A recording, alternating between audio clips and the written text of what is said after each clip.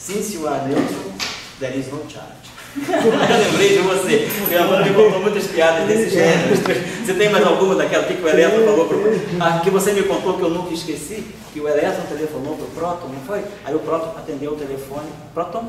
Foi isso? Eu lembrei, essa piada me chegou ontem por e-mail, eu lembrei de você, cara. Tá bom, esse aí é o Antônio trabalha com astrobiologia, está fazendo mestrado na Univap, né? Aqui é carioca e fez a iniciação científica, que agora está trabalhando com astrobiologia. Você está estudando o quê? Íon, Lua de Júpiter? Europa. Então, doutor, fica à vontade para ir embora. Eu estou dando aula, tá? Sempre bom. Bom, então vamos voltar ao nosso ponto de reflexão.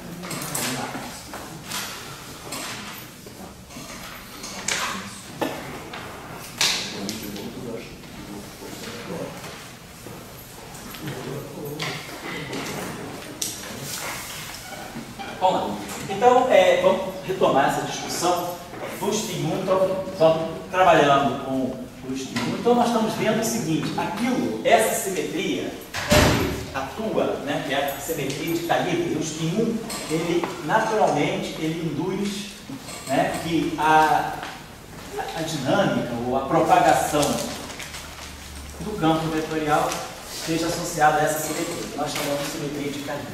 A questão é: que relação essa simetria pode vir a ter com propriedades intrínsecas da matéria? Essa simetria, ela veio do espaço-tempo. Então, essa simetria aqui é uma simetria espaço-temporal. Natureza, né? Espaço-temporal.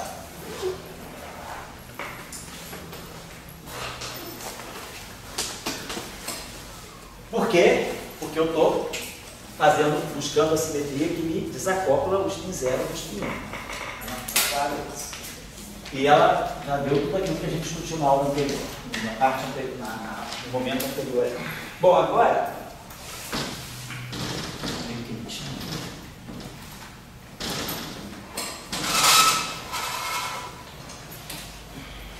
a questão é, se isso vai para a matéria, como é que esse campo se relaciona com a matéria? Então, esse campo, a minha pergunta é: ele pode interagir com a matéria? Ponto 1. Ele pode interagir com a matéria.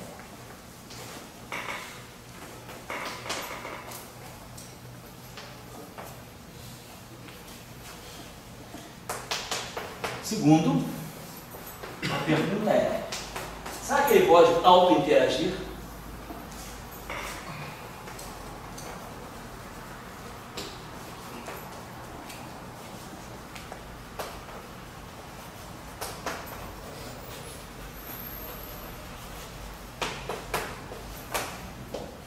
Ponto 3, então.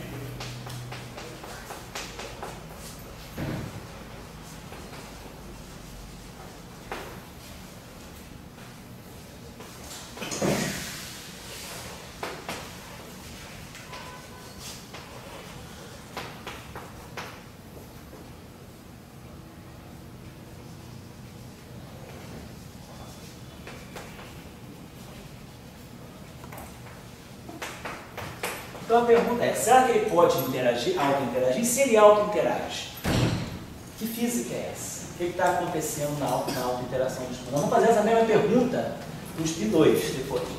Para o spin 1, então a resposta do item 3, vamos desenvolver dentro de uma ou duas aulas. A física de auto-interação do spin 1 é a teoria de Yang-Mills. Então, oi André, tudo bem? Viu? Tá permitido. Porque ele vai fazer a carteirinha. Você tem carteirinha, não tem, Vanidia? Tem, vai fazer também. Então, quem quer fazer carteirinha do CBPF, você tem, não tem? Não fiz para você da outra vez, não. Então, quem quer fazer a carteirinha do CBPF, eu tirei a tua ontem, né, Antônio? É só trazer dois retratos 3x4 e xerox da identidade. Aí manda fazer a carteirinha e fica pronto em 3 dias, mais ou menos. Então, vocês... tem retrato, não adianta mandar por e-mail, não aceitam escaneados JPG, não. Tem que estar, próxima aula traz o retrato e a identidade xeroqueada, uma só. 2 retratos e identidade. Bom, então, A pergunta que nós vamos fazer agora, nós descrevemos basicamente o spin 1 livre, solto. Vemos que então a simetria de Gauge ela consegue garantir a propagação do spin 1 de uma forma invariante de Lorentz. Essa separação spin 0 spin 1 ela é covariante, ela não quebra a invariância de Lorentz, eu não estou declarando que o A0 é 0. Agora a pergunta é, esse campo está livre. Então o que nós temos é o campo livre. Deixa eu apagar isso aqui.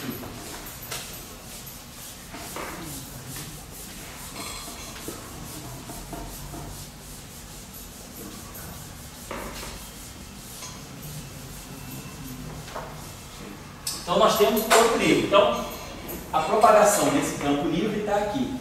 dmi f mini igual a 0.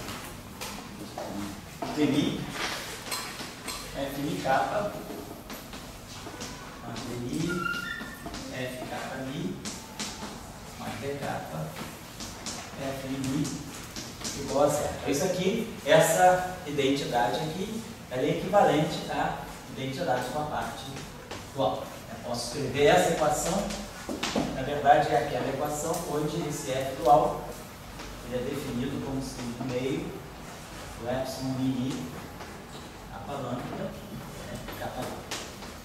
E aí a gente sabe que essas duas informações aqui, elas estão me dizendo que vale isso aqui.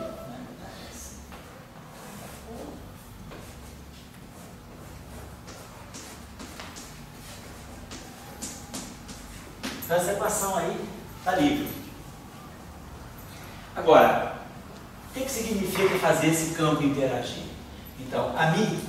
Então vamos primeiro trabalhar o item 1.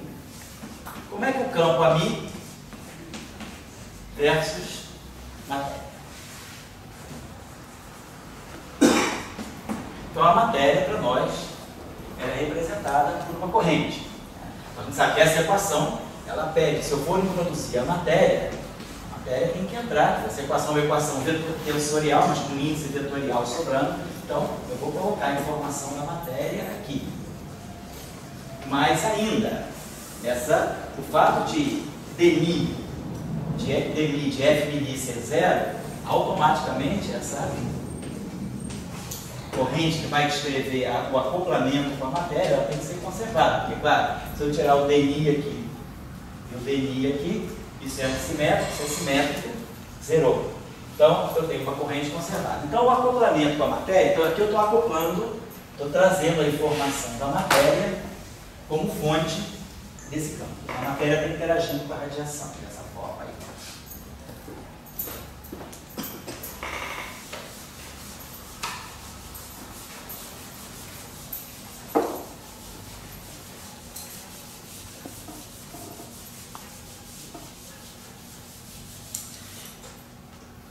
Agora, eu não vou, quem precisar fazer alguma revisão, eu vou pegar algumas coisas já usando a equação de Dirac, trabalhando com a parte de Dirac. Se alguém precisar, tem o nosso site aqui do CBPF, o nosso site do nosso, tem um servidor, eu vou mandar para vocês por e-mail, mas quem já quiser dar uma olhada, tem um site do professor Global,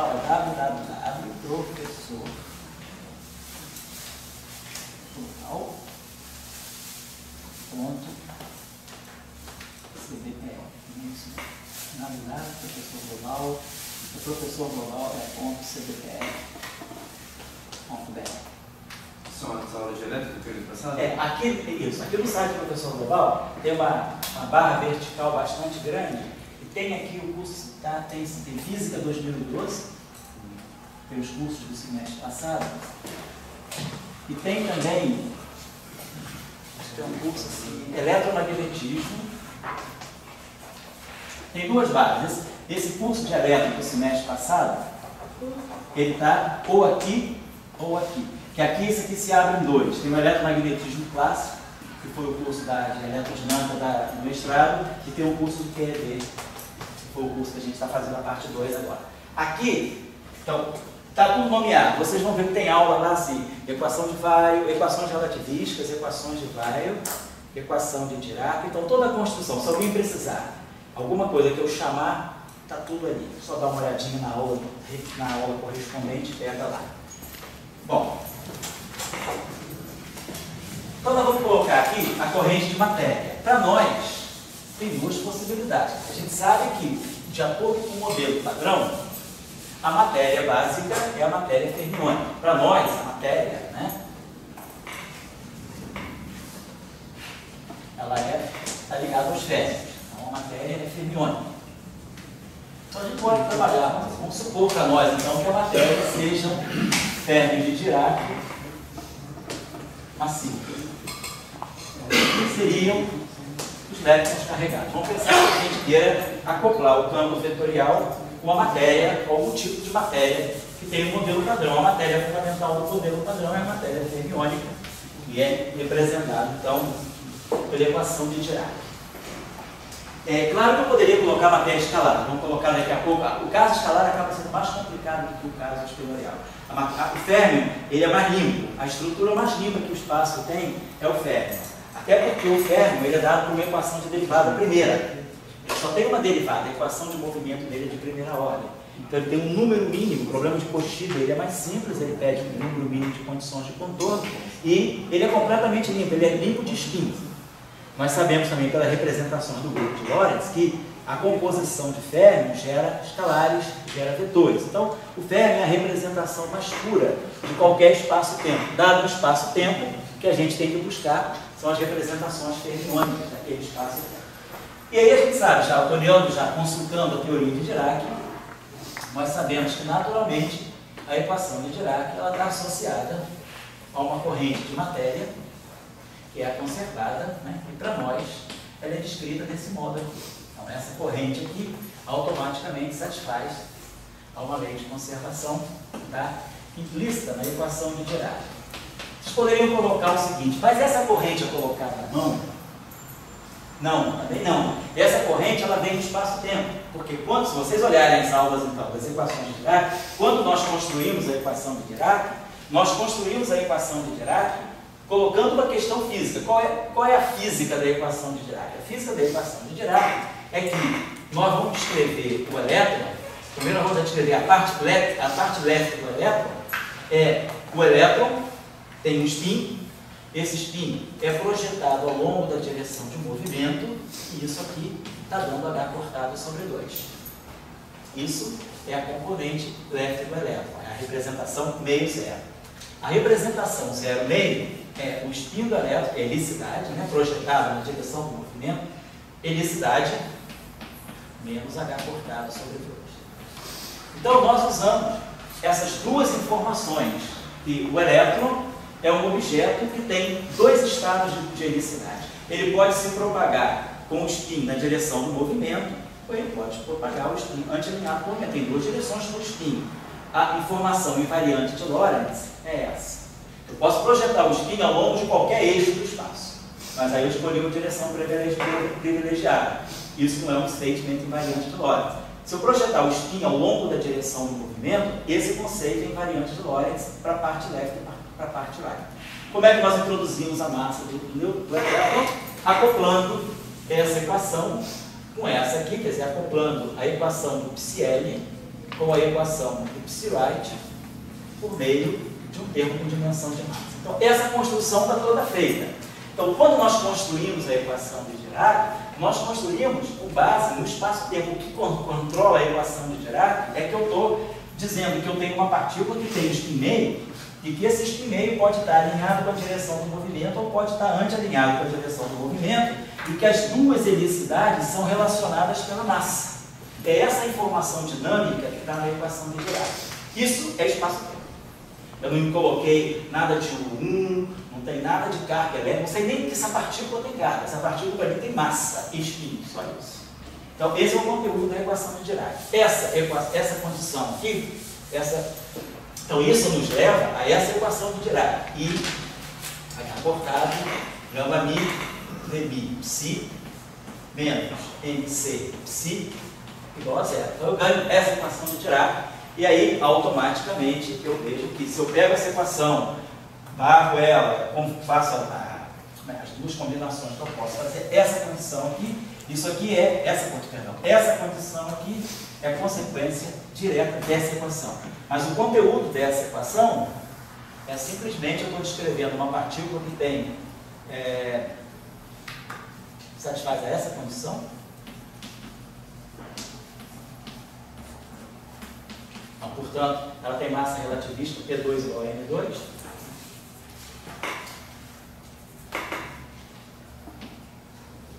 E aqui eu tenho essa condição. O spin, o spin pode estar projetado na direção do movimento, né, com mais ou menos H colocado sobre o 2. Essas são as duas informações da equação de Dirac. Então, esse espaço-tempo, uma carreira agora. Muito bem, e essa conservação é fruto dessa equação. Então, a minha ideia, a nossa ideia seria, se eu quero acoplar o campo vetorial, o spin 1, com alguma forma de matéria fermiônica, eu vou acoplar dessa forma. Então, o natural, então, quer dizer, o acoplamento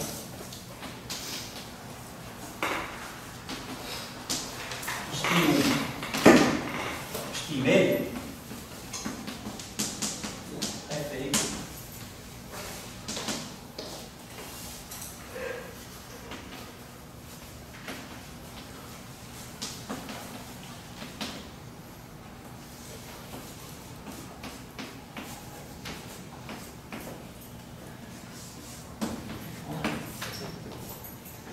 vamos trazer a corrente fermiônica, a corrente de matéria para cá. Vou colocar assim.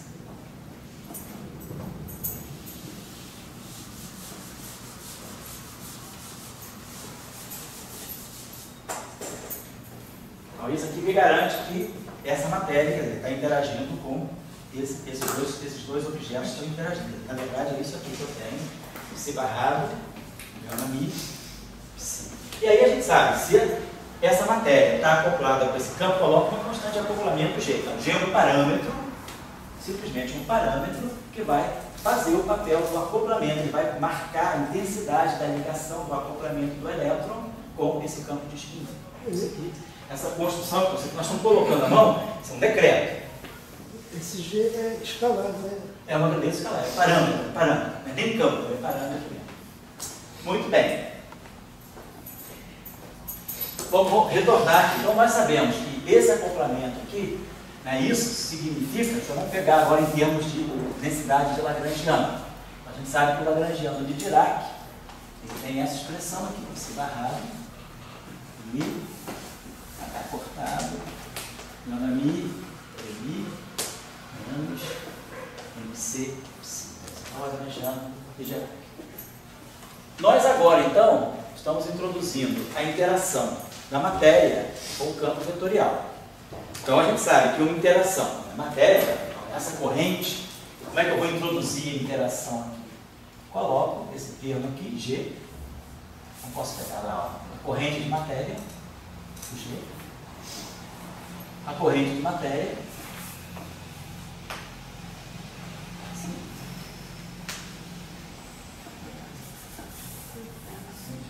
aqui, G, eu não tenha feito isso. Então, aqui, dessa forma, eu trouxe isso aqui é uma interação, uma densidade de Lagrangiano. Classicamente, a gente sabe, quando a gente estuda eletromagnetismo clássico, a gente lembra que a interação de uma corrente com um campo eletromagnético é feita dessa maneira. Eu tenho J0 a 0 mais JI a I. O J0 é o C-ρ e o A0 é o φ sobre C. Isso aqui fica menos J escalar A. Então a gente sabe que a interação do campo eletromagnético com algum tipo de corrente, ela é desse tipo aqui. É a densidade. Isso aqui que dá justamente divergência de E igual a ρ, e isso aqui que dá o rotacional de A, o rotacional de B igual a J. Então, a gente sabe que a interação eletromagnética, a interação de um campo vetorial com uma corrente, ela segue esse padrão. Que é isso que nós estamos colocando aqui. Mas no momento nós não sabemos nada, então não sabemos nenhuma relação entre a simetria do AMI, quer dizer, esse AMI que chegou aqui, ele chegou, a gente sabe que para garantir que quem está aqui é o spin 1, que o spin 0 não está aqui, esse AMI ele está ligado a essa simetria aqui. Tem essa simetria, traz essa simetria para cá. Bom, então, usando aquela expressão lá que a gente tem, né, vamos escrever isso aqui de uma outra forma. Vamos escrever isso. eu abrir isso aqui um pouquinho mais, vai ficar assim, ó. I, H cortado, gama mi, separado, gama mi. Vamos fazer o seguinte aqui. Esse gama mi, ó, tá aqui. Então vamos aproveitar esse termo aqui, vamos riscar, deixa eu apagar isso aqui, depois a gente faz aqui. Vamos fazer o seguinte. Esse aqui é G, posição de acoplamento da interação, psi barrado, gama mi, psi, tá? Vou colocar assim. Então, posso juntar esses termos aí, dessa forma. Vamos coletar esse carinho aqui, vai botar assim, vou botar I, vai dar cortado. O gama não é mi? Ah, não, é mi, desculpa. Certo? Psi barrado, gama mi. Aí aqui vamos ter o dmi, está atuando no psi, estou proporcionando esse termo aqui. Agora, esse termo aqui, eu já fatorei o psi barrado, já fatorei o gama mi. Então, eu vou colocar aqui mais o i, menos, na verdade, né? Menos i, g, para poder gerar aqui o termo aqui mais, sobre h cortado,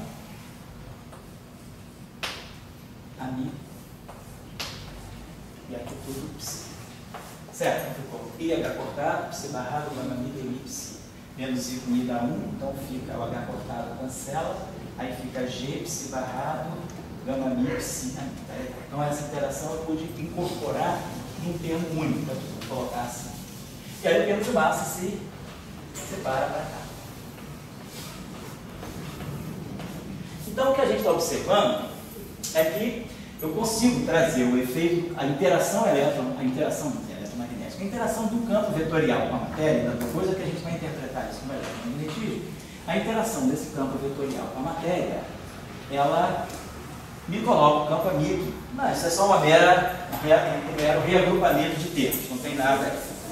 Agora, a questão é, eu sei que esse ami tem que ter uma simetria. Sei que esse amigo traz uma simetria para garantir que quem está carregando aí, quem está interagindo com o ferro, é um spin 1. Então eu não posso abrir mão dessa simetria. Essa simetria tem que estar presente nessa equação.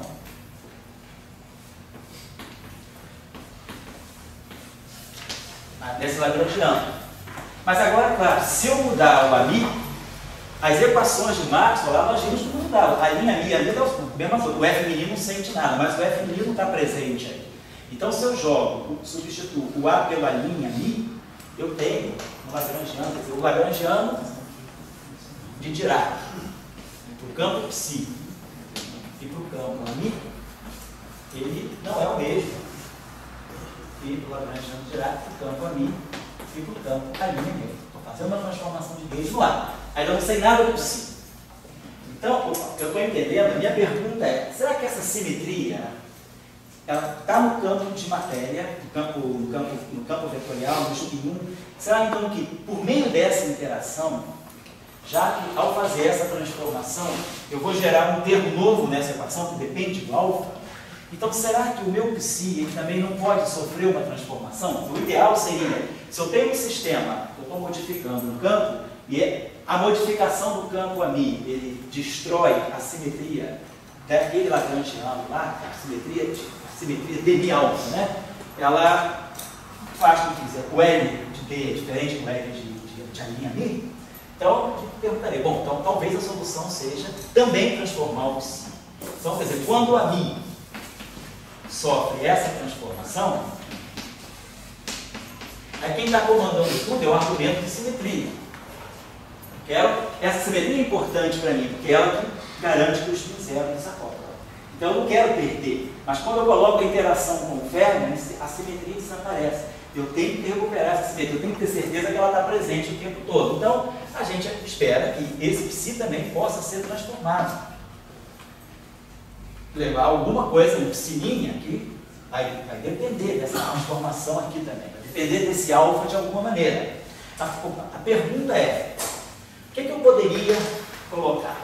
O alfa é o parâmetro escalar. Então vamos pensar o seguinte, eu não sei que tipo de transformação eu vou pensar, eu vou colocar, como essa transformação aqui, ela é simplesmente uma deformação do campo ami pelo parâmetro alfa, Eu vou supor, isso aqui é um campo fermiônico, vou imaginar que esse parâmetro possa estar presente dentro de uma transformação, aí eu estou postulando uma transformação desse tipo. Imagina que eu tenho uma transformação alfa, um R que depende de alfa, não sei o que é isso, vezes o psi. O que eu estou postulando aí? Estou postulando que a transformação de calibre do campo de gauge, ela passa para a matéria linearmente. A transformação é linear no campo. Então, estou fazendo tipo o que acontece com a rotação. V' igual a RV. Então, nós estamos querendo dar uma realização, uma representação linear para essa simetria do campo de matéria. Então, eu vou imaginar que o campo de matéria, ele absorve essa simetria de uma certa maneira, mas de uma forma linear. Poderia também, vocês poderiam pensar, será que eu não poderia pensar algo desse tipo? Isso aqui é um psi' alfa, poderia pensar alguma coisa desse tipo? Psi alfa mais gama mi GI alfa beta, mas aí não, esse psi alfa é um parâmetro necessariamente escalar. A pergunta é, que tipo de transformação eu poderia variar em relação a essa? Então, pensar o seguinte, vamos botar uma transformação linear, uma função que depende de alfa. Depois a gente vai descobrir o que é isso. Como é que eu posso dar uma representação para essa função, impondo que essa simetria tem que acontecer. Então, aqui eu estou fazendo uma suposição de que, para ter a simetria desse lagrangiano frente à transformação, que é importante para tirar fora o spin zero do campo a mim, o meu campo de matéria ele vai receber, por meio da interação, essa cara aqui, e é aqui que acontece o problema da não invariância do lagrangiano, que aparece um dm alfa que salta daqui, o psi fica inerte, e o A' vai no A' mais dm alfa, então aparece um dm alfa que sobra aqui. Então a gente fala, bom, vamos tentar ver se a matéria também pode absorver essa transformação, e vamos imaginar que essa transformação seja uma transformação típica linear, sem saber ainda o que é o outro. Vamos imaginar essa situação. Então, o que nós vamos querer? Com isso, eu espero que aconteça isso aqui. O lagrangiano agora, original, é a mesma coisa que o lagrangiano dos campos transformados. Então, isso significa simetria de gauge. Simetria como invariância do lagrangiano.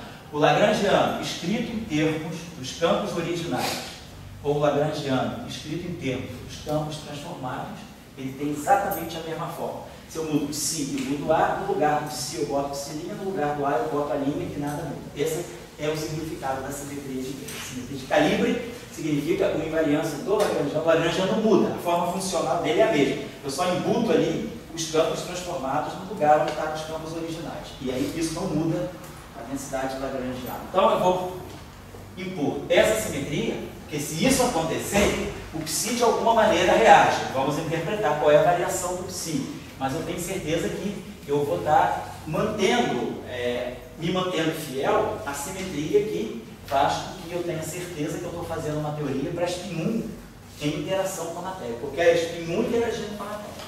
E se essa simetria fosse quebrada, o spin zero poderia entrar.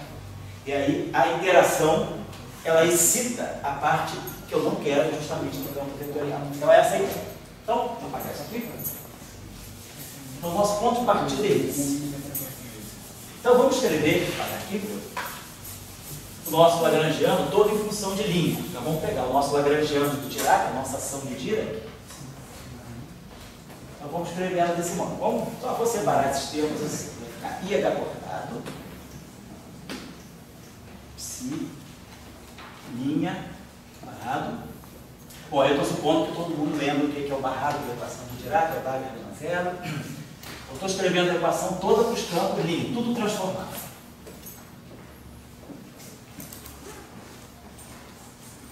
Aí vai ficar mais G, já cortado cancela, psi', barrado.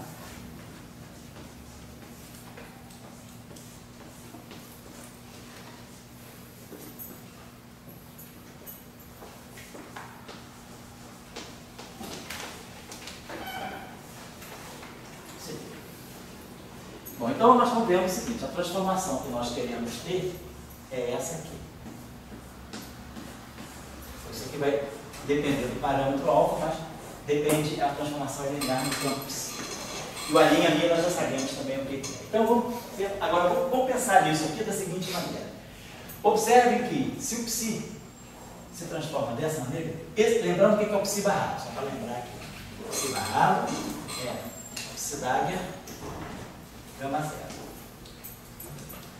Então, se isso aqui é uma matriz, um operador atuando no psi, eu espero então, que o psi' barrado seja psi barrado. E aqui, a gente sabe que o operador barrado ele satisfaz as operações, né? A álgebra, né? do conjugado hermitiano. Então, isso aqui vai ficar um R barrado também. Psi barrado, R barrado. E aí, claro, se esse termo aqui, isso aqui tem que ser invariante, então é claro que o único jeito é que o R barrado seja igual ao R menos 1. Então tem essa relação. Esse R barrado tem que ser o R menos 1, que aí garante que esse termo aqui, que não tem nada a ver com esse termo aqui, que é um termo cinético, é um termo de interação, esse parâmetro M não está presente em nada de lá, então não tem como esse termo, do ponto de vista das transformações, se misturar com aquele. Tem um parâmetro lá que mistura. Então, a invariância já me impõe que o psi barrado tem que ser. Agora, observe uma coisa aqui. Até seria melhor, desculpa, eu vou fazer isso aqui, vou voltar aqui, mantendo daquela forma. Perdão, eu acho que fica mais claro.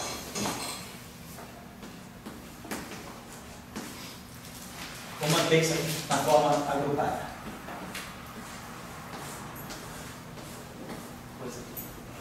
Então, o que a gente está observando é o seguinte: se esse termo aqui, se as transformações desses dois termos têm que se bater, tem que acontecer isso, aqui, deixa eu apagar isso aqui então, tá? Basicamente, o que está acontecendo aqui é isso. Esse carinha aqui, ele traz um R menos 1 na hora da transformação. Fica, esse termo aqui ele vai ser o psi barrado R menos 1. Então, pode não falar. Eu não sacrifiquei o R menos 1.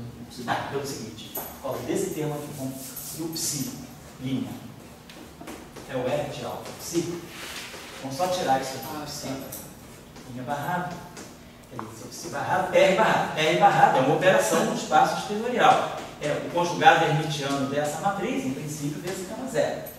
Só que esse objeto aqui vai bater em cima do R. Então, como esse termo aqui é invariante, o R barrado tem que ser o R menos 1. O único jeito é que R barrado seja identidade. Então, esse cara tem que ser um objeto desse. E aí, aqui, então, aparece o R menos 1. Então, o que está acontecendo para nós aqui é o seguinte: esse termo aqui, todo, ele tem, basicamente, que tem que ter um R. Então, basicamente, esse termo aqui, tudo isso aqui, também tem que trazer um R. Então, isso fixa, né? Que mesmo com um campo de calibre, com um spin 1 ali dentro, aquele total, aquilo tudo, no final do dia, ele tem que transformar com R para poder matar esse R menos 1. Tá? Então, vamos pensar a seguinte coisa. Para nós, então, vai acontecer isso. DI menos IG sobre H cortado, a linha mi, psi',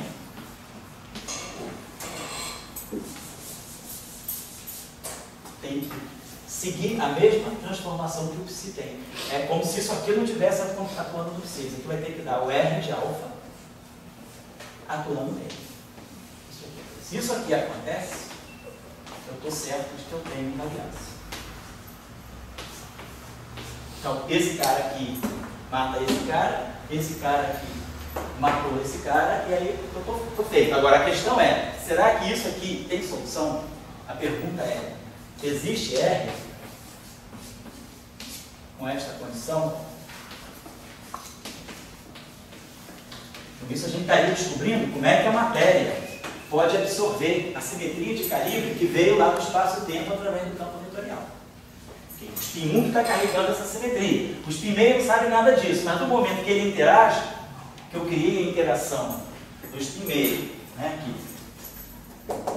com o spin 1, ou 0, agora está tudo aqui dentro. Então eu tenho que ter certeza que isso aqui é uma interação pura do spin 1. O único jeito de ter o spin 1 puro é que essa simetria não seja perdida. Então essa aqui é a condição. Então a pergunta é, será que isso aqui tem saída? Posso apagar a perguntinha? Então vamos lá, vamos substituir todo mundo pelas suas respectivas. Então isso aqui vai ficar demi do R psilíneo. Vai ficar demi do R psilíneo menos IG sobre H cortado a mi demi alfa R psi. Então, aqui nós vamos ter R demi psi e aqui menos IG sobre H cortado a mi. O R não tem problema, o R passa pelo mi, porque o R ele está só no espaço exteriorial, ele não tem nada a ver com a mi, o mi é outro espaço. Então essas duas coisas comutam, não tem problema. Muito bem. Então vamos desenvolver isso. Desenvolvendo o lado esquerdo, isso aqui vai produzir dois termos. Isso aqui vai produzir o dmi-R psi mais um R dmi psi. E esse termo que está aqui. Então esse termo aqui, ele cancela com esse termo aqui. Esse termo aqui fica. Depois, esse termo aqui, menos IG a mi R psi, então esse termo aqui, junto com isso aqui, ele bate exatamente esse termo que está aqui. Então, saiu fora. Então ficou para nós, vou apagar então aqui, vou deixar isso aqui filmando. Deixar isso aqui.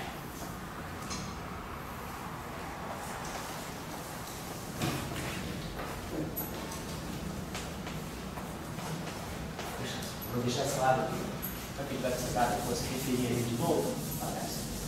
Então, o que sobrou para nós, está segurando, está vinculando, né, a existência do R, é essa equação aqui. A derivada do R vezes psi menos IG. Esse termo aqui tem menos IG sobre H cortado dmi alfa psi é igual a zero. Esse termo aqui cancelou. Esses três aqui se cancelam, né? Sobrou só isso aqui, menos IG sobre H cortado dmi alfa psi. Deixa eu apagar isso aqui. Então, claro, isso aí é independente do psi. Eu quero uma condição sobre R, independentemente do psi. Então, isso aí vai valer para qualquer psi. Então, eu imagino que a condição forte que eu saia daqui, eu estou supondo que psi é diferente de zero, isso aqui vale para qualquer psi.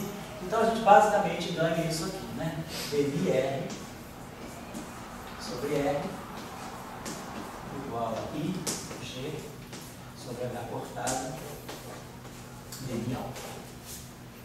Então, tudo bem, que a gente pode imaginar derivada dessa função sobre a função, isso aqui é como um derivada do logaritmo de R. Então, R é uma função por... R é uma função de alfa. E alfa é uma função de x, claro. Mas a função é literalmente uma função, não é uma matriz, um tensor, nada. Não, poderia até ser uma matriz, mas é uma função. O que é importante para nós é a derivada. R é menos 1. Quer dizer, vamos pensar que isso aqui é um termo matricial. Vamos levar em conta essa observação que é importante sim. Vamos supor então, que esse alfa que é o 1, então eu posso escrever essa equação desse modo. R é menos 1 e R é igual a IG sobre H cortado.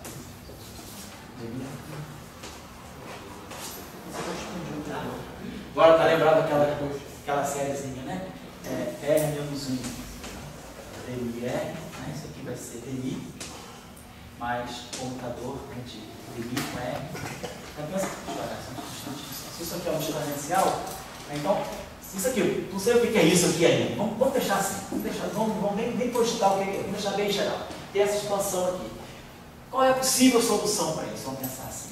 Então, eu tenho vamos imaginar, por exemplo, que isso aqui não fosse uma matriz, só para a gente ter uma primeira ideia de uma construção. Se isso aqui não fosse uma matriz, então é como eu estava indo nessa direção. Suponhamos que esse R não seja uma matriz, seja simplesmente uma função de alfa. Então, isso aqui, como solução, eu teria dmi, o R, claro, o R depende do x'mi via alfa. Então, isso aqui tem, tá? Derivada do R significa derivada do R em relação a R derivada do alfa em relação a x. Então temos isso aqui, vamos colocar isso desse modo. Então isso aqui está indicando para nós que provavelmente teria algo, esse aqui seria uma solução, log de R igual a alguma coisa do tipo IG sobre H cortado alfa. Solução, isso aqui então seria o R seria algo do tipo exponencial de IG sobre H cortado alfa. Então isso aqui claramente é uma solução dessa equação. Se eu derivar, então se eu fizer essa operação aqui, derivar isso aqui, não tem nenhuma matriz aqui, isso aqui é uma exponencial nula mesmo, só no parâmetro alfa. Se eu fizer essa exponencial aqui, derivar essa exponencial, colocar aqui e jogar aqui com a derivada de alfa multiplicado por R, quer dizer, a derivada da exponencial é a própria exponencial, esse R que está aqui aparece que está aqui, e aqui eu vou gerar o I, G, então isso aqui exatamente satisfaz essa equação. Então, se o R não é uma matriz, se o R é simplesmente uma função de alfa, eu já tenho uma solução. Então, deixa eu apagar isso aqui, uma primeira solução seria nós pensarmos que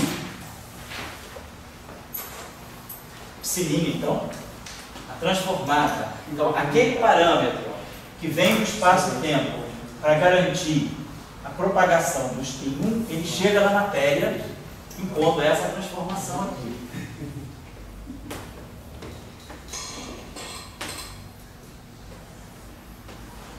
Então, com isso aqui, a minha matéria, esse campo de Dirac, ele sofre uma transformação de fase, que é a mesma para todas as componentes. Então, independentemente da componente, né, vamos dizer, por acaso alfa, eu mesmo vou usar o índice alfa exponencial que a gente usa sempre, ou então vou botar o índice betazinho aqui, né, então isso aqui é exponencial de G sobre H cortado, alfa, se beta. Então, isso aqui vale para beta igual a 1, 2, 3, 4. São os 4 índices exponenciais. Eu estou no espaço exponencial. A pergunta poderia, como o Pedro levantou, por que eu não poderia, talvez, pegar uma matriz no espaço espinorial, uma matriz 4x4, no espaço espinorial, que satisfizesse também, que ao mesmo tempo que fizesse essa transformação de fase, misturasse as componentes. Porque aqui a gente está observando que cada componente se transforma da mesma maneira. Isso aqui é replicado para Psi1, Psi2, Psi3, Psi4.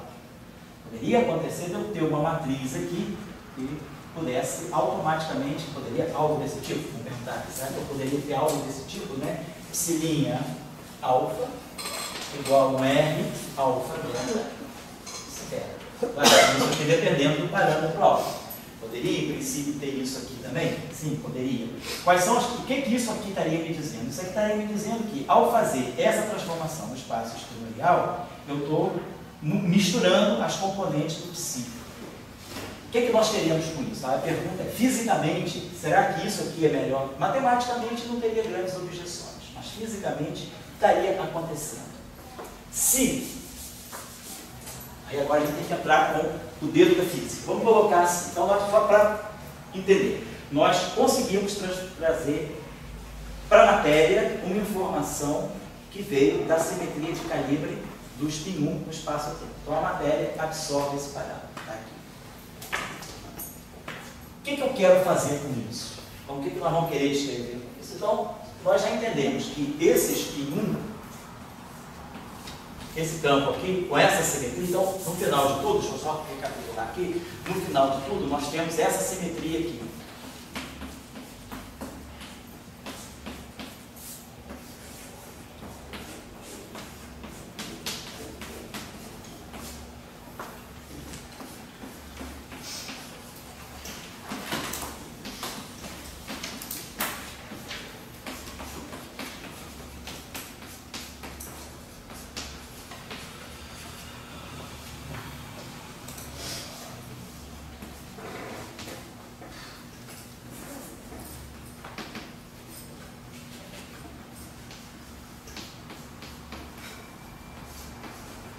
Tudo isso aqui linha, isso aqui linha, segue o mesmo padrão do psi.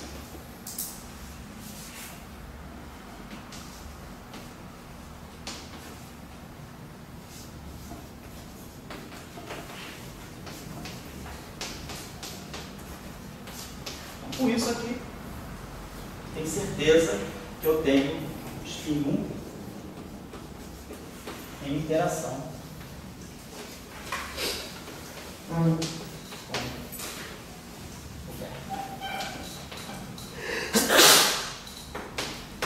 Então isso aí está, vamos dizer, mais ou menos tudo arranjadinho para eu descrever interação eletromagnética. O que a gente espera? A gente espera que a equação de Dirac massiva descreva o elétron e o pósitron. E a interação eletromagnética elétron-pósitron é feita com fótons. Então, o sistema de transferência seria um sistema de elétrons, pósitrons e fótons. Dessa forma. Então, para nós é interessante interpretar essa. Então, tem uma corrente conservada. Então, tudo isso está ligado porque eu tenho essa corrente de matéria conservada. Dessa lei de conservação, nós já sabemos lá do teorema de Neber. Nós sabemos que nós temos uma grandeza G0 de matéria, né? Posso definir essa grandeza aqui, Q.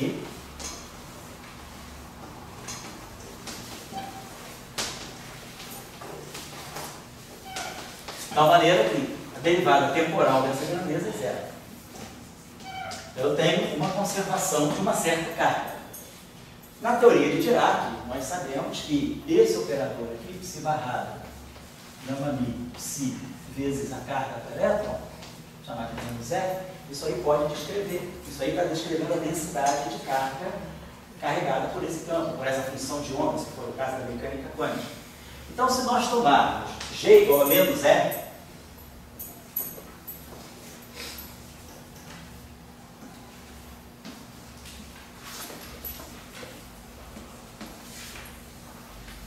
chamando de menos E a carga do elétron, é positiva, é 1,6 vezes 10 a menos 19 por 1. Então, se nós tomarmos aqui menos E, então nós estamos descrevendo uma corrente eletromagnética, uma corrente elétrica, eletromagnética, interagindo com um campo vetorial. Então, isso aí está pronto para ser um sistema eletromagnético.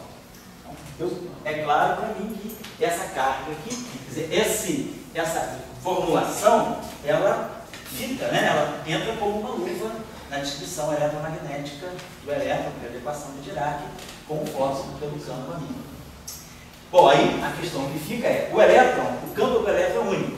As quatro componentes escrevem a mesma partícula, tem quatro componentes escrevendo a mesma partícula. Então isso me deixa à vontade de não precisar introduzir a matriz R. Deixa uma R como sendo exatamente essa solução, que não é matricial, já está boa. Por quê? Porque isso me diz que todas as componentes se transformam com a mesma carga. Eu não tenho uma mistura de componentes. Então, é natural que esse objeto aqui, as quatro componentes, estejam escrevendo a mesma carga. Então, a solução R não matricial, vista essa interpretação, é plenamente compatível. Então, o que nós acabamos de ver é que uma simetria que é do espaço-tempo, ela consegue passar para o setor de matéria. E no setor de matéria, ela chegou sob a forma de uma fase. E aí, é claro, se a simetria, né, é bastante clara no sentido de que as transformações de fase, né, no final, se esse psi for uma função de onda, o módulo não se altera. Então, é uma transformação que altera a função de onda, mas que não altera a distribuição, as amplitudes de probabilidade. O campo a mim não, ela shifta o campo a mim. Mas essa simetria, ela me garante que eu tenho o tempo todo o spin 1, eu boto a interação, quer dizer, o campo a mim, ele vai interagir com o campo elétron, com os elétrons e os pósitrons, e essa interação, ela não destrói a transversalidade desse objeto. Mesmo que ele esteja aqui completo, a bitransversa, a bilongitudinal, parece que está tudo aqui, na verdade, só quem está interagindo, o campo, a parte longitudinal, quer dizer, o spin zero, ele se desacopla completamente. Deixa eu apagar isso aqui. O desacoplamento dele, então, é assegurado pela invariância desse lagrangiano, que eu posso fazer a transformação que eu quiser, e mais uma outra coisa ainda, se a gente imaginar isso aqui, a interação é desse tipo. Desculpa, eu não vi da última hora a expressão, não pode misturar as componentes. Porque eu estou querendo, a minha interpretação é que esse objeto aqui... porque o demi nem o ami vão misturar, então... o demi nem o ami vão misturar, mas mais ainda, a interpretação física mesmo é que eu quero que esse campo, as 4 componentes dele, se transformam exatamente iguais porque elas têm a mesma carga. Eu tenho um objeto de carga única. Eu não gostaria de ter componentes com cargas distintas. Se eu tivesse uma mistura, o que a gente espera? O que a gente sabe da natureza? Todo objeto da natureza tem uma carga eletromagnética bem definida. Nós não temos superposição de estados de cargas diferentes. Cargas, ela define uma regra de superseleção. Toda partícula na natureza tem uma carga bem definida. Não tem uma partícula que tem probabilidade de ter carga 1 ou menos 1. Ou era 1 ou menos 1. Então, isso é o que a gente chama de uma regra de superseleção. Tem que os estados físicos, eles têm uma massa bem definida, não tem uma superposição. Um estado ele pode ter probabilidade tanto de ter massa tal ou massa tal. A massa é bem definida, o spin é bem definido, não a componente do spin, mas o valor do spin e a carga elétrica. Então, isso são regras de superseleção, que a gente chama na mecânica quântica. Bom, então, a regra de superseleção me impõe que se eu tivesse uma mistura, eu teria uma combinação de componentes com elementos de matriz misturando elementos de carga. Então, eu não teria exatamente uma regra de superseleção. Então, a imposição de que eu não misture tudo é que todas as componentes tenham uma carga só e a carga é bem definida. Todo mundo escreve uma partícula de carga. Eu entendi, mas aí eu trocar o G pelo E... Não, só coloquei o G pelo E para dizer o seguinte: esse G é um parâmetro de interação. Como é que eu posso dizer que eu tenho interação eletromagnética? O que caracteriza a interação eletromagnética? Então tudo bem, mas aí o G tem... Todas as componentes têm a mesma carga e o G mistura. O G não é carga. O G é uma constante de acoplamento. A carga é uma outra coisa, a carga é isso aqui. Certo. Então, mas aí você disse que o R não pode misturar as componentes porque poderia ter componentes com cargas diferentes. Isso. Mas não tem componentes com cargas diferentes, todas têm as mesmas. Você não tem componentes com carga diferente, mas você teria pesos diferentes. Você teria isso aqui, ó. R, alfa, beta, psi, beta. Então, se você tivesse uma matriz aqui, toda a matriz carregaria o elemento E, mas você teria componentes com combinações distintas, de pesos distintos dos termos de carga. Então, isso aqui estaria te dando. Você não teria exatamente todas as componentes com a mesma carga. A carga, se ela define uma regra de superseleção, vamos ver, mecânica quântica. O que é uma regra de superseleção? A regra de superseleção é representada por um operador hermitiano que comuta em todos os observáveis do teu sistema. Tem que ser todo estado físico tem que ter aquele valor bem definido. Então, todo e qualquer estado ele tem que comutar com todos os observáveis do teu sistema. Quando você define um estado quântico, você pega o que a gente chama de um conjunto completo de operadores maximamente constantes, você tem que pegar todos os operadores que possam ser medidos simultaneamente. Quer dizer, então, o meu estado tem massa comuta com spin, comuta, eu posso dar a massa, posso dar o spin, posso dar a carga, posso dar os spin isotópicos. Eu vou pegar todos os números quânticos que correspondem a grandezas que possam ser simultaneamente medidas. O meu estado é isso aqui. Todo estado ele tem que ser caracterizado também pelo valor bem definido de certos objetos com a regra de superseleção. Então, se você define, se você pega esse campo, se você faz, então, se está um sistema de referência, você pega o psi 1, psi 2, psi 3, psi 4. Se você faz uma transformação e vai para um outro sistema de referência, agora o teu psi' 1, ele teria R1, 1, psi 1, mais R1, 2, psi 2, mais R3, psi 3, mais R4, psi 4. Dependendo desses valores desse R, você teria pesos diferentes para as diferentes componentes. Então você teria combinação, você não teria a certeza de que todos esses estados, eles seriam... Essa matriz não está, na verdade, essa matriz não estaria comutando com tudo aquilo que ela devia comutar, que é o operador de momento, que é o operador, se você está no espaço de Dirac, na equação de Dirac. O que é o teu operador de momento? O que é o teu operador de energia? Você teria matrizes gama que não estariam comutando com a matriz, porque se essa matriz aqui é uma matriz do espaço espanhol, tem que ser uma combinação de matrizes gama. E as matrizes gama não comutam entre si. Então você não teria uma comutação desse R aqui, por exemplo, com aquilo que é o operador de momento da equação de Dirac, com aquilo que é o operador de energia. Então você perderia essa característica de que a carga elétrica é uma regra de superseleção. Você tem um caso especial, onde o psi, por exemplo, uma base de psi são mas aí você estaria fazendo isso com um sistema de referência especial. Isso quebraria a tua simetria. Isso tem que ser universal. Tá bom? Obrigado. Você Fala. é que você está usando um argumento muito matemático, um negócio que quando você botou ali, eu sinto que é muito físico esse negócio do peso da interação. Tá.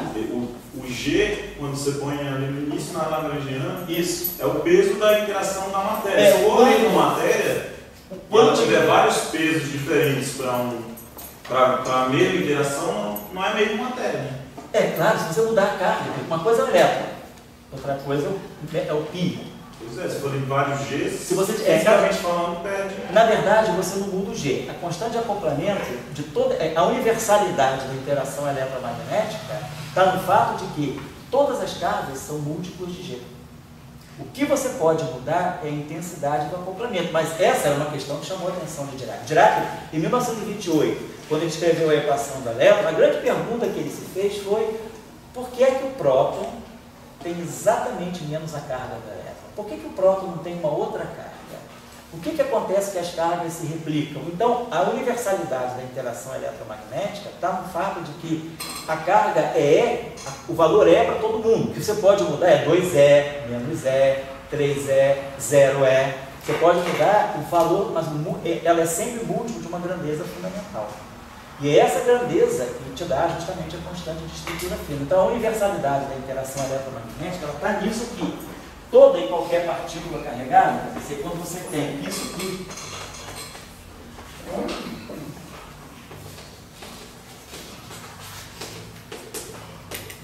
né? 1 sobre 137, é isso aqui que está marcando a universalidade da carga elétrica e a universalidade da interação eletromagnética. Então, toda e qualquer partícula que você colocar, o máximo você pode dizer o seguinte: suponhamos que eu estivesse descrevendo um objeto com carga 2E. Você colocaria que a carga do objeto ela é 2E. A carga do elétron é menos E.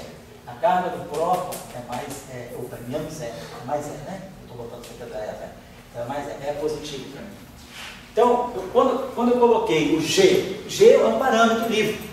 Mas quando eu digo que o G é exatamente menos a carga do elétron, eu estou dizendo isso é interação eletromagnética. De um próton. Como você disse que é menos a carga. É interação eletromagnética, nesse caso do elétron. Estou falando menos E, eu estou colocando que é positivo. Então, menos E é negativo, é a carga do elétron. Se eu colocar agora mais E, eu estou descrevendo a interação eletromagnética do próton. É sempre a interação eletromagnética, só muda o valor da constante que multiplica o parâmetro E. O parâmetro que está aí é o E. Sempre com o mesmo. Sempre com menos spin. Estou dizendo, claro, estou descrevendo, na próxima aula vamos descrever a partícula de spin 0 e de spin 1. Como é que um bóson vetorial carregado interage com o fóton, como é que um escalar carregado interage com o fóton. Eu vou só terminar a aula agora, só colocando uma segunda questão, que é uma maneira alternativa de nós percebermos também a importância, né? Por que a simetria, essa simetria de calibre, ela está ligada sempre à propagação do spin 1. A lógica dessa construção que nós fizemos aqui foi a seguinte: desde o início, eu botei o spin 1 como sendo, vamos dizer assim, um elemento contador da história. Tudo começa com o spin 1. Eu separo o spin 0 do spin 1, vejo que o spin 0 não tem futuro, o spin 1 tem. Boto o spin 1. Construo a dinâmica do spin 1. Beleza. Faço o spin 1 interagir com a matéria.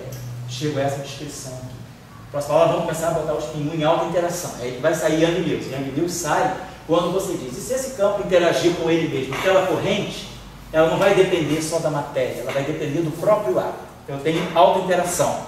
Aí é que a gente vai gerar Young-Mills. Mas, por enquanto, é a matéria. Então eu sempre coloquei, desde o início, que eu tenho o spin 1 coordenando a propagação desse campo vetorial. Então tudo está com o spin 1.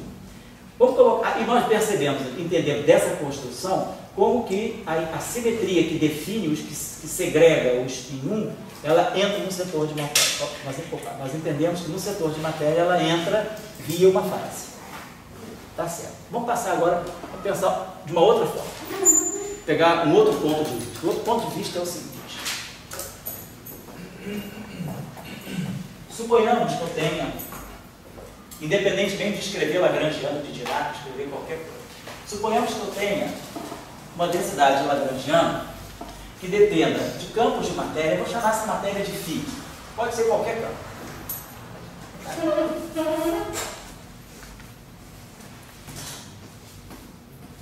E que dependa de um campo também de natureza vetorial. Quero que haja uma interação. Estou partindo desse princípio. Vou construir uma interação, um sistema em que eu tenho campo de matéria, então ele tem carga para poder interagir com a mídia. Ele vai ter que ter uma carga para interagir. Eu tenho essa situação. E eu sei que a simetria que está associada a esse campo de matéria é uma simetria do tipo fase. Então ela vai ser, como a gente colocou lá, ela é I. Vou deixar a carga qualquer, vamos deixar uma carga E, depois a gente pode até colocar uma carga Q. Tem o valor da carga. Toda carga é proporcional à carga a fundamental, ao E. Então, isso aqui é a constante de acoplamento. Isso aqui é o valor da carga. Então, a carga pode ser, se Q for igual a menos 1, eu estou descrevendo, por exemplo, o elétron. Se o Q for igual a mais 1, eu estou descrevendo uma partida de pósitron, por exemplo. Então, Q é o valor numérico que multiplica a carga fundamental. Então, essa carga pode ser menos 1, mais 1, não importa. O E é a constante fundamental. É a constante, no fundo, é a constante de estrutura fina. Se é aqui, é ligado ao raiz de alfa. Então, é isso que é a intensidade da interação eletromagnética está aqui. Aqui simplesmente é o valor da carga. Bom, então essa é a transformação de fase infinitesimal. Opa, perdão. O alfa. Eu estou dizendo que no fundo essa transformação aqui é isso aqui. É a versão infinitesimal dessa transformação.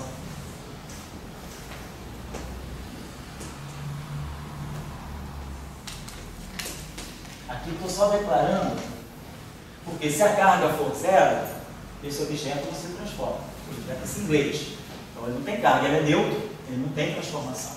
Se a carga for diferente de zero, ele tem essa transformação de fase. Então esse valor da carga vai dizer se o campo é neutro ou não. Se ele se transforma segundo a transformação de fase ou não. Se a carga for nula, o objeto é invariante de Gauge, então tem que ter a corrente dele é zero. Vamos pagar isso aqui. Então essa é a versão infinitesimal. E nós sabemos que essa simetria do setor de Gauge, ela está acompanhada dessa transformação aqui. Então eu só sei isso.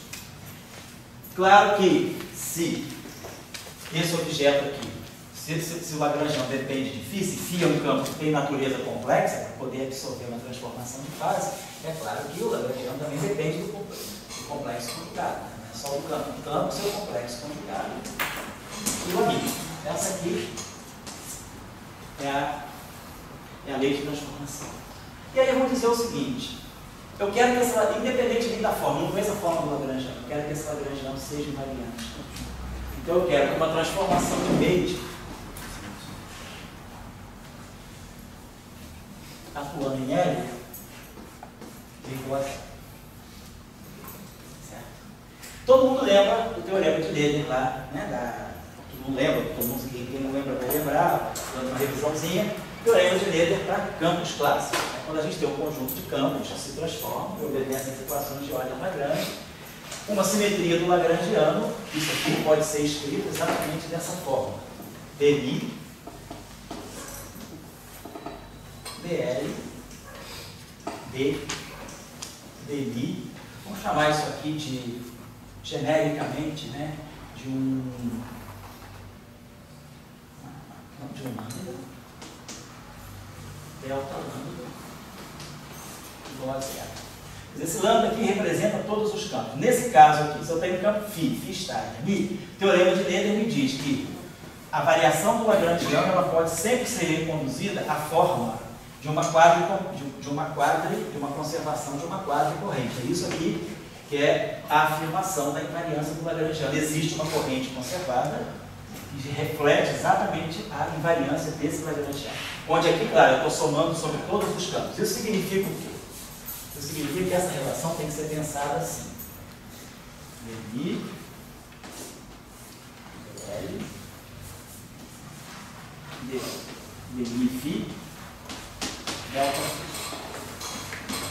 mais L, dI φ está, delta φ está. Vamos fazer isso para cada campo que está presente no meu Lagrangiano.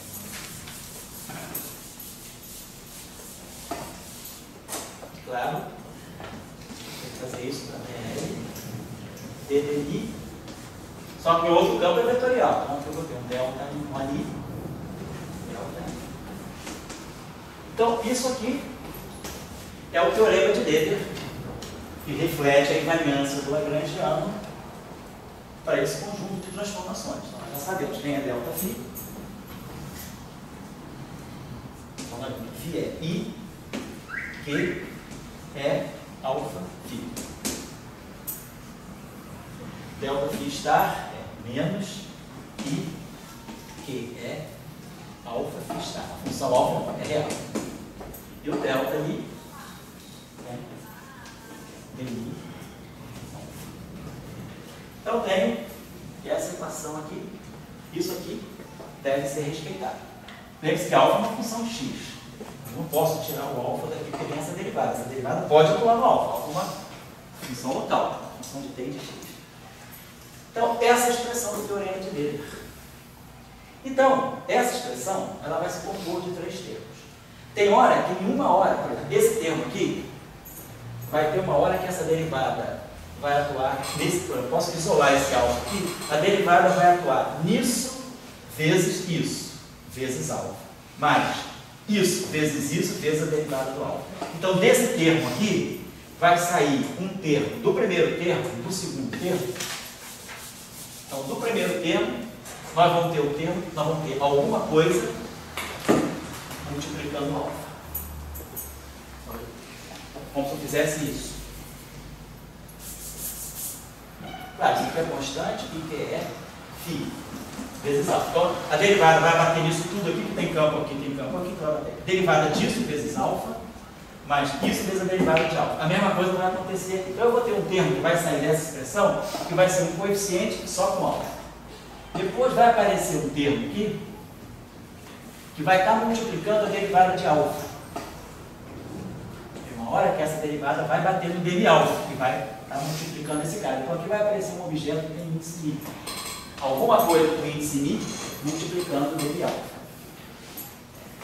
Daqui também. Porque uma hora isso aqui vai passar, tem isso aqui. Então, eu vou ter essa derivada atuando aqui, multiplicando esse dm alfa. Então, vai ter essa estrutura também. E depois vai ter o terceiro termo, que vai ser uma expressão aqui, μ, e aqui vai ter dm alfa. Então, tem essa expressão do teorema de Miller na sua forma local. Estou agora vendo que informação, eu estou agora só raciocinando em termos de simetria. Eu não estou preocupado qual é a equação do campo, não sei nada. Eu sei apenas que eu quero ter uma simetria. Eu só sei que o meu lagrangiano depende de φ de φ estar e que a simetria de Gauge chega à matéria sob uma forma de uma fase. E que a simetria de Gauge está no campo de vetorial sob a forma de um gradiente de um escalar. Então está aqui. E aí eu substituo isso aqui. Então essa expressão ela vai se desdobrar em três pedaços. Três pedaços independentes.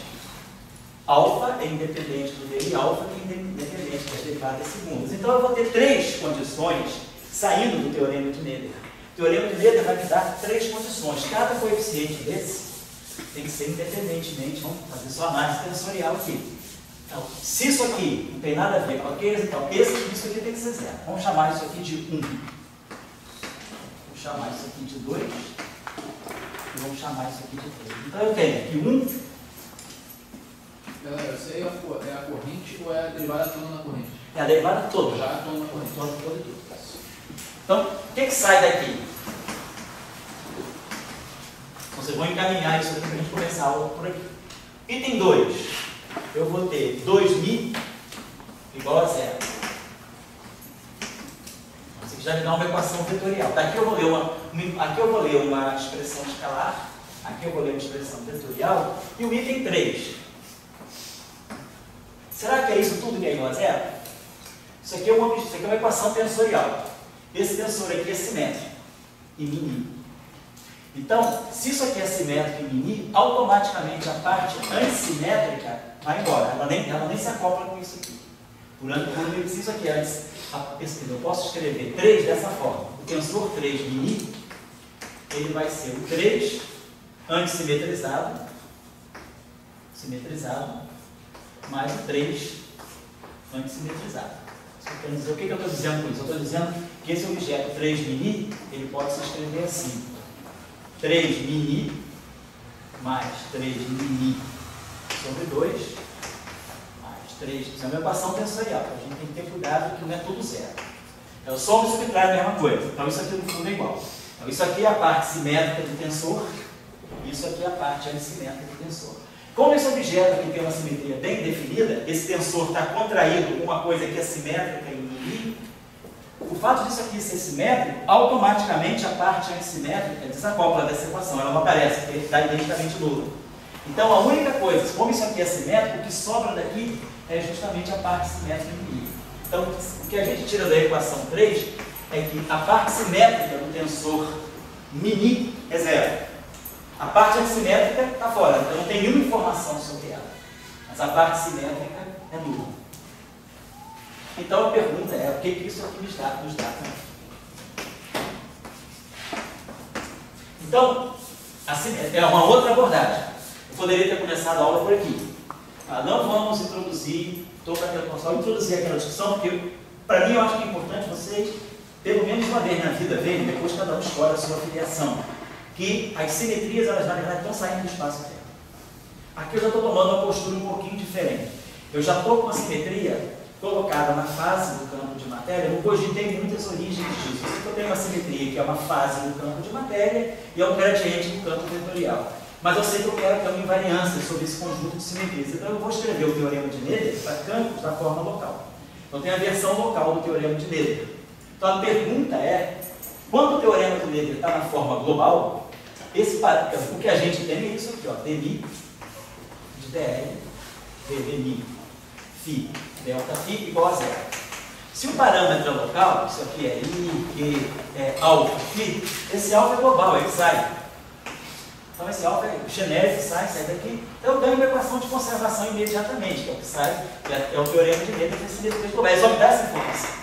Ele só me diz isso mais rápido. Mas agora, como eu tenho uma simetria local, eu estou revisitando o teorema de Noether na forma local, eu ganho 3 informações simultaneamente. Então, essa informação, o que ela vai me dar? Essa informação que ela vai me dar? Essa informação que ela vai me dar. Então, só para não deixar muito